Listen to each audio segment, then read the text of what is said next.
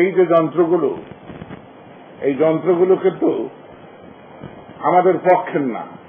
ওই সাংবাদিক ছেলেটি আমার পক্ষের হতে পারে, যে তোর মালিকরা হলো জারজ সন্তান জিয়ার এরশাদের জঙ্গি শাসনের, যারা স্বাধীনতায় বিশ্বাস করে না, এই প্রচার মাধ্যম জনগণের পক্ষে কথা বলে না, যুদ্ধাপরাধীর বিপক্ষে কথা বলে না, যুদ্ধাপরাধীদের রক্ষা করার জন্য দেশের প্রচার মাধ্যম সবচেয়ে বেশি অগ্রণী।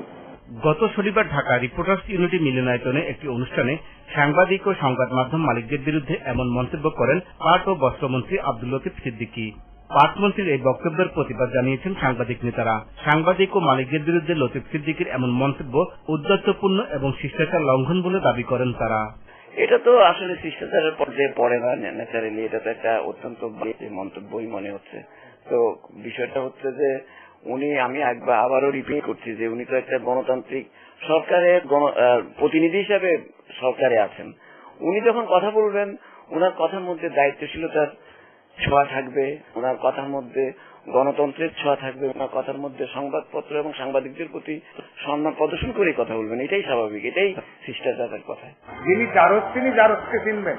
আমি তো ভদ্রলোকের সন্তান, সুতরাং আমি তো কোনো জারজকে চিনি না। উনিই বলতে পারবেন যে ওনার জন্ম যেভাবে হয়েছেন উনি হয়তো সেইভাবে অন্যকে দেখেন। মানে আমার কথাটা খুব ব্রুট এবং খুব ক্রুড হয়ে যাচ্ছে, কিন্তু জারজ একটি মুসলিম ধর্মের সবচেয়ে বড় ধরনের বকা। এটা কোনোভাবেই অ্যাকসেপ্টেবল না, এবং শুধু আমি নিন্দা করি না, তার ক্ষমা চাওয়া উচিত এবং তার দুঃখ প্রকাশ করা উচিত। শনিবারের সেই অনুষ্ঠানে প্রবীণ আইনজীবী ব্যারিস্টার রফিকুল হকের বিরুদ্ধেও নিষেধাজ্ঞা করতে ছাড়েননি পাটমন্ত্রী আব্দুল লতিফ সিদ্দিকী। পাট ও বস্ত্রমন্ত্রীকে মানসিক ভারসাম্যহীন দাবি করে ব্যারিস্টার রফিকুল হক বলেন, দেশামাল মন্তব্যের জন্য মন্ত্রীর বিরুদ্ধে মামলা করা হবে।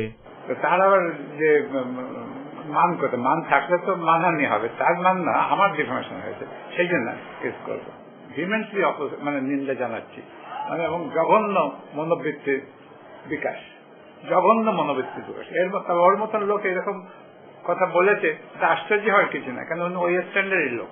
মামলা পরিচালনায় যুদ্ধাপরাধীদের সহযোগিতা না করার অঙ্গীকার ব্যক্ত করে প্রবীণ আইনজীবী বলেন, তিনি সবসময় মুক্তিযোদ্ধাদের পক্ষে লড়াই করবেন। জাহিদুল ইসলাম, ইসলামিক টেলিভিশন, ঢাকা।